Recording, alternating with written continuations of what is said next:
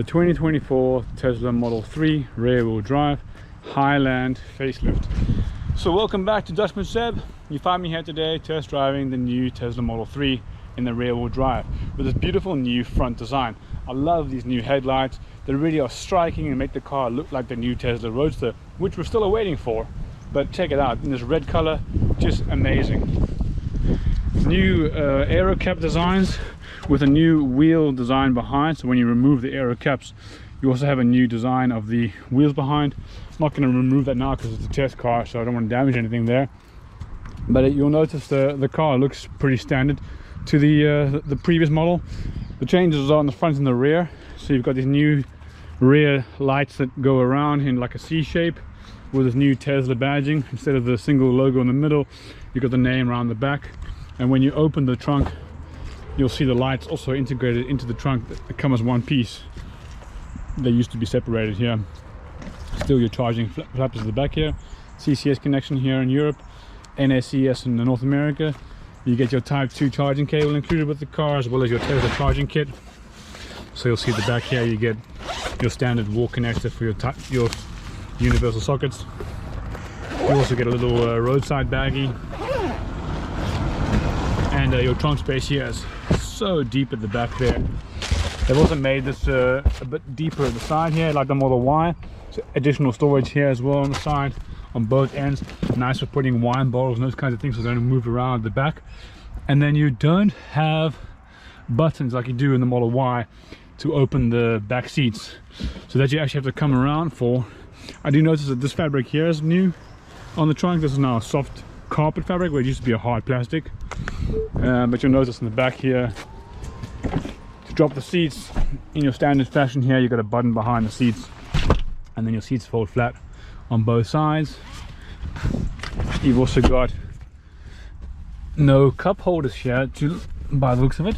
Oh no, wait, you do. Oh, there we go. So now including the center headrest also comes down with the cup holders at the back. And then if you drop the seat down, you've got a 60-40 split. It's more like a 70-30 really, actually, but they call it 60-40. So the seat bolts you do have to pull forward when putting the seats, otherwise they can get pinched behind there. This new lighting, ambient lighting, goes through the back as well, with a new screen which is finally working at the back here. So you've got rear passenger screen for climate controls, seat controls for heating. There's no seat cooling at the back, but you'll find that there's media as well, entertainment, YouTube, Disney Plus, Netflix, Twitch, and tutorial videos. So here you can control everything from the rear as a passenger, just like you can in the new Tesla Model S and Model X. And I will add these new safety bars in the rear as well for the crash member and the center piece here. So all in all, really a good looking redefined car. Biggest changes of course being in the looks. I really love the look of this car. It's quite sexy now. So what do you guys think of the new Tesla Model 3? Let me know down below in the comments. And if you enjoyed this video, hit the thumbs up and definitely subscribe for more content. You'll also notice a bit of a plastic covering here on the bumper, but like your Model Y, that's a bit of a new design on the bumper as well. In the front you'll notice not much has changed except for the area to fill up your washer fluid.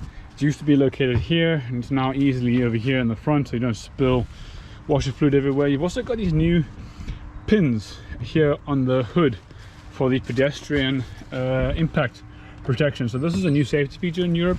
What happens is these pins actually push the hood up to make like a cushion for pedestrians. So if you hit somebody in the front of the car and they fall onto the vehicle, they actually are saved by the hood.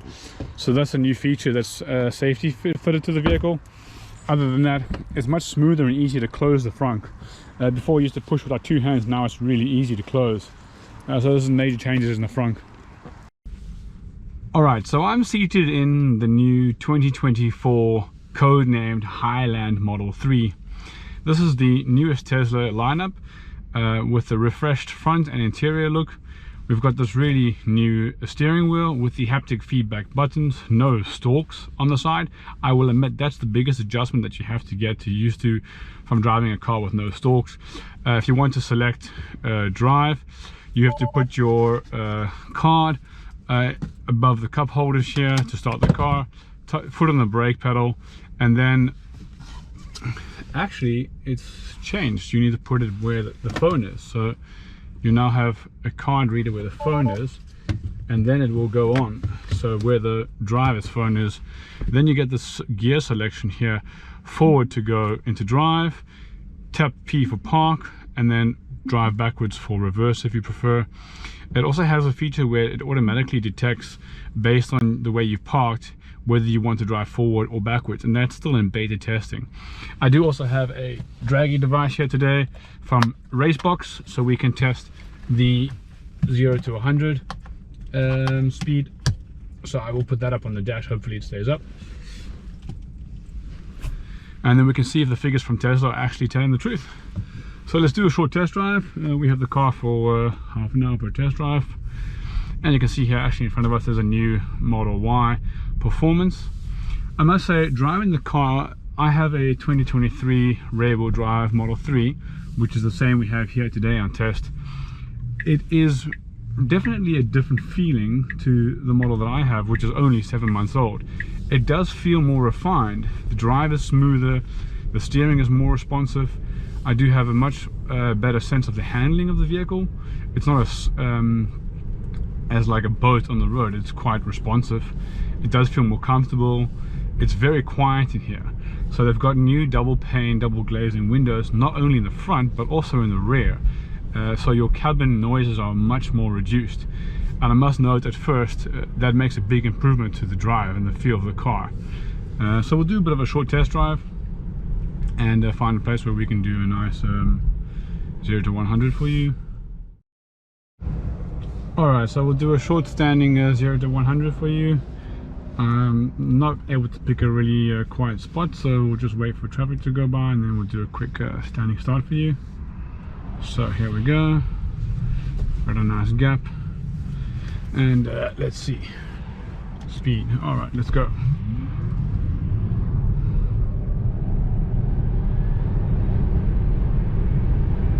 Oh, there you go. 6 seconds 0 to 100. And I must say the regen does feel a lot stronger on this model. It's definitely got a lot more kick to it. The regen does bring you to a standstill, so I'm just letting my foot off the accelerator and I'll come to a stop. So you want to give a bit more accelerator if you want to just sneak up to the line. You can change it as well if you want the car to creep or to have less or no regen. I like it on full regen so that it recovers a lot of the energy. But the figures here, we have 0 to 100. It's quite wet today. I didn't do any test runs. We have 48% battery, so I'm not on a full charge, but 0 to 100 in 6.1 seconds. I'm not sure what the Tesla times are. I'll look on the website and put it up on the screen for you now to compare, but that's a real world test from pulling out from a gas station on the side of the road, getting up to full speed. Alright, so I've just stepped back into my own 2023 Model 3 rear-wheel drive, and I noticed I actually have the same battery percentage now as the test car had, 48%. So I'm just going to do a quick comparison for the 0 to 100. So standing stop, and let's go.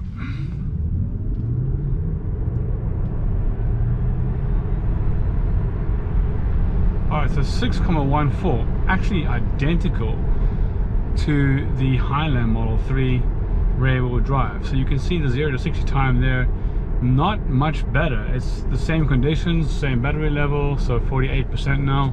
So it's like identical to what we did in the Highland Model 3. And 6,1, that's the figures on Tesla's website, and that's on a semi-wet road in winter. I have summer tires on. Some of the improvements that they've done here as well is the screen black bezel around the edges has been slightly reduced, so your usable screen space is actually larger. I've noticed that you also have a stiffener beam in the passenger and driver side doors, as well as in the rear, which I'll show you a clip of now.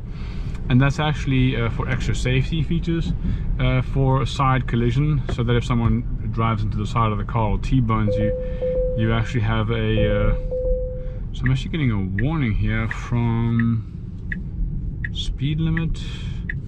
Limited to 137. Okay, so they've limited the speed limit on the car for the test drive to 137, so it's getting me a warning here on the screen. As you can see here, you've got recognized traffic signs here as well. So the grey is telling you what your cruise set speed is, and then the red is telling you recognize from traffic signs on the road what you've got. I must say, getting used to this haptic feedback without the stalks didn't take me much to get used to.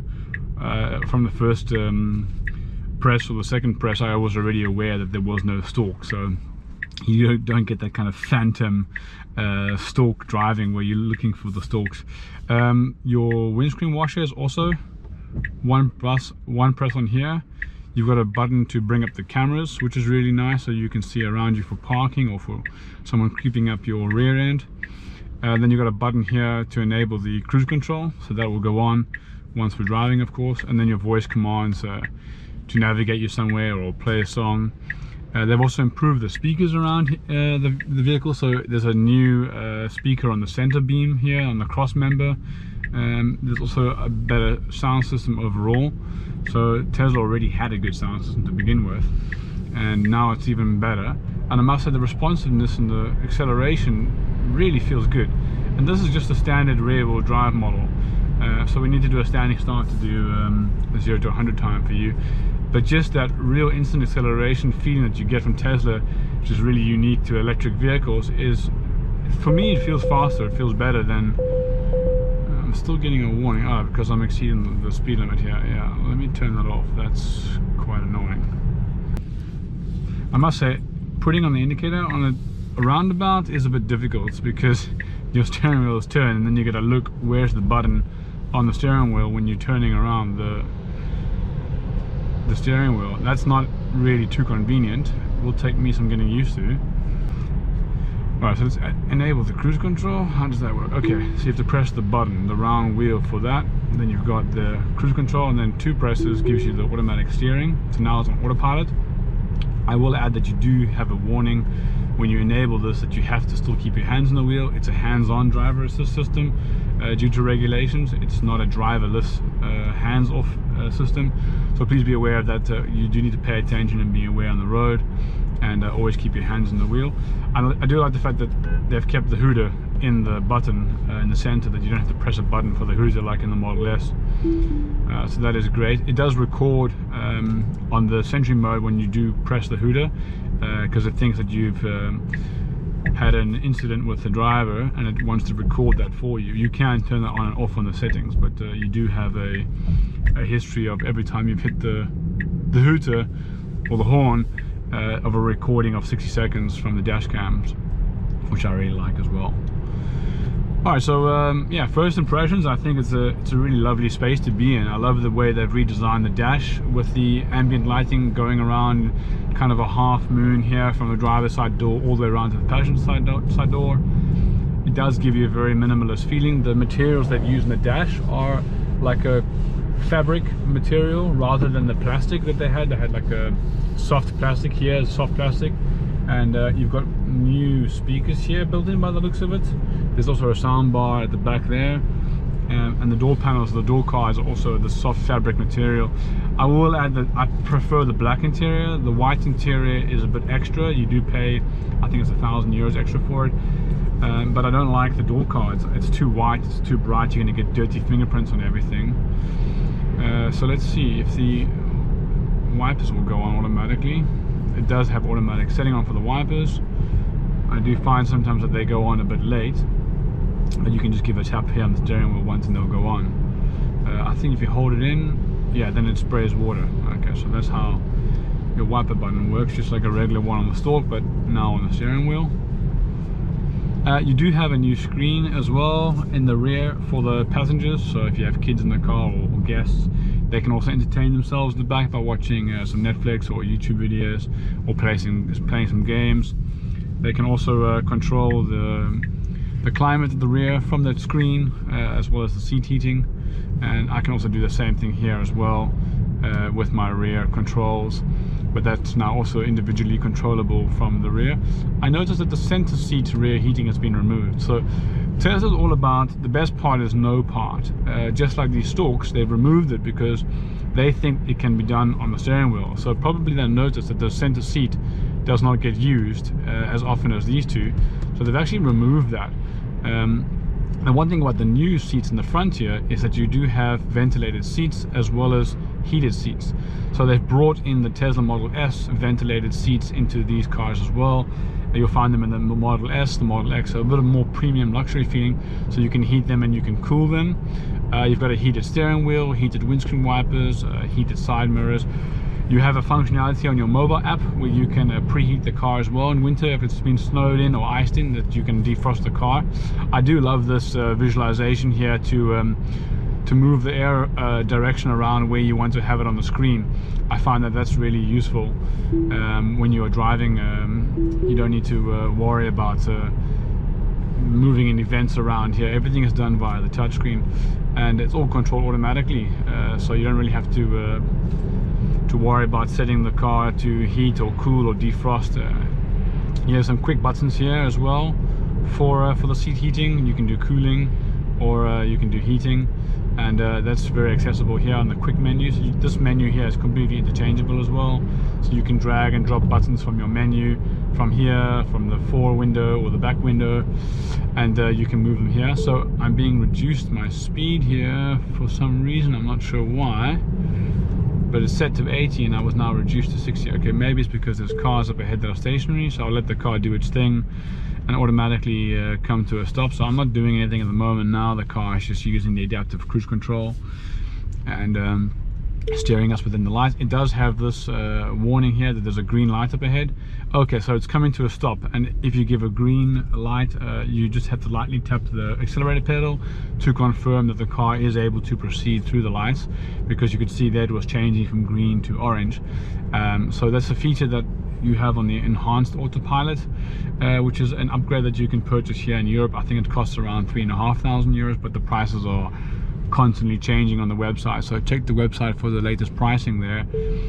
So here it's warning me again that it's going to orange, and it will actually stop for me at the traffic lights without having to do anything. You can see there it's red and it's now stopping. So this is what the enhanced Autopilot package will offer.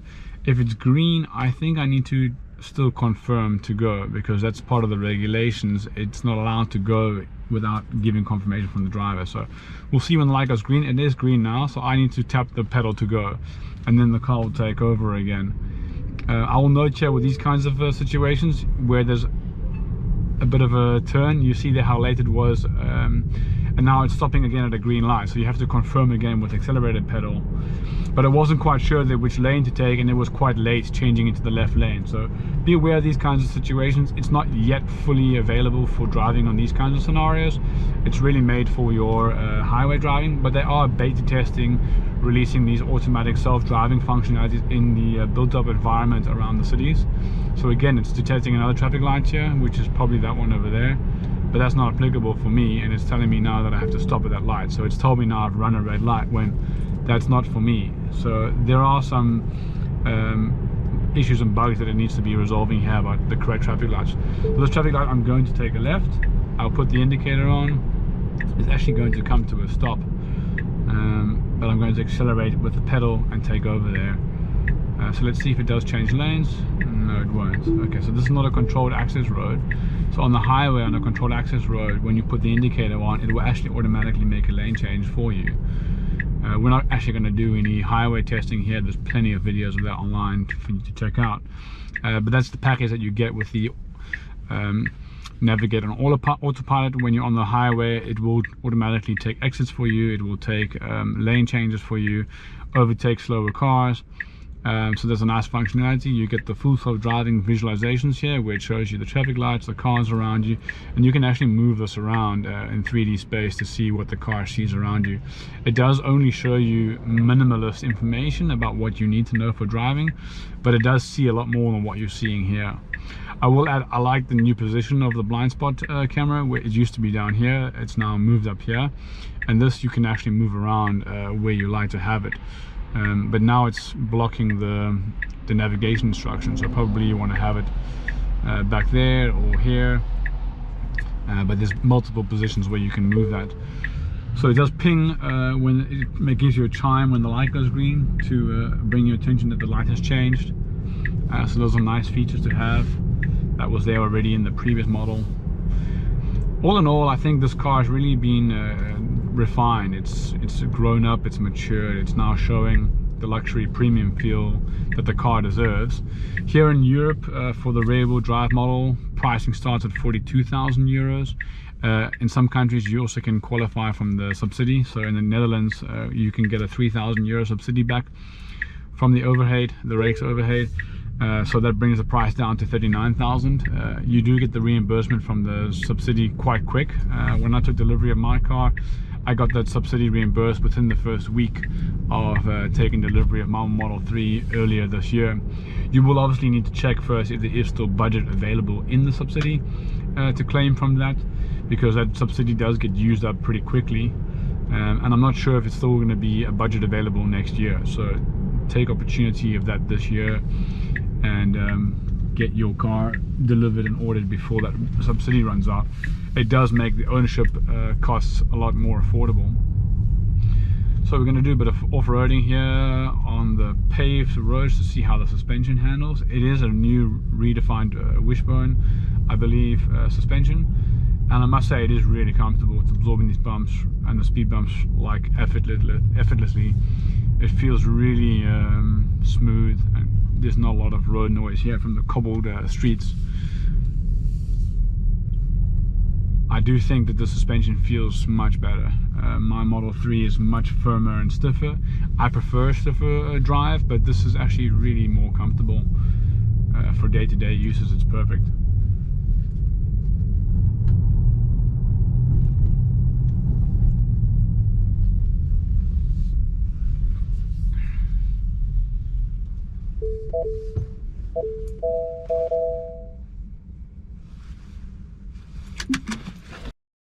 You got new cup holders here with a new cover. So these are now enclosed, so when you're not using the cup holders you can automatically store it. So this has been recoated. I'm not sure if I like this because you can already see scratches on here, so this is not the best material. The previous one was a gloss cover. This also was gloss, but I do like this covering up because you get a lot of dirt in here, mostly with dust and stuff like that falling in there, so having that is really nice. This has not got a latch here anymore, so you used to have a latch. It's now magnets that keep it closed here. So these are now magnets that keep this closed. You've now also got one USB-C port in here. Previously I think you had two, and the cigarette lighter has been moved to here. So it used to be here, it's now moved down here. So if you want a 12-volt outlet, you've still got over there. And I must say this is a lot of space in here. You can put quite a lot of things in there. I do notice that the door buttons have been enlarged. Those are also larger. And here you've got the new speaker bar in the cross member. At the back here, the lights have also been moved. They were here in the center. They're now push on and off. I like these little clothes hooks for your shirt to hang or your jacket. I must say the seat position here at the back is still not great. With my driving position, it is quite cramped. My seat's all the way back, and I'm 1.80 m, just 5'11". But the seat room here has still got quite a high leg position, but it's not undoable. It's definitely manageable. I must say it is quite comfortable at the back here. I do enjoy it as a passenger. It's just a bit cramped for long drives, especially getting in and out. Your feet get stuck underneath the seat here. It's a bit cramped to get your feet out of there. I'll say one thing as well. The drive in the old car, this one here, it's a bit more harsh and a bit more stiffer, and there's definitely a lot more road noise in comparison. I just stepped out of the new car, got back into my 2023 model. It's also got a slightly new interior here from about 2 years ago, so this car's also had a refresh midlife. But the new model, the Highland model, it's definitely much quieter. I notice a lot more wind noise coming off the car, and because I've only got double glazing here in the front windows and not on the back windows, it's definitely much noisier in this car. I noticed that, and the bumps are much harder. I do like the stalks in here though, I'm used to that, but the haptic feedback on the new steering wheel is not that much different to get used to. After 1 or 2 minutes driving, I was already used to it. And you can see here the black bezel on the screen is slightly larger from the older model. The screen itself and the computer has the same technology, but just the usable space in the screen has been enlarged in the new model, this one being slightly different. And you'll notice here the materials here, I don't have the cup holder cover, and I also don't have the this fancy material here on the center console. This one is also like a little bit scratch, let's say prone to scratches, but I only have a single cover here to open and close. I think the new model is definitely an improvement.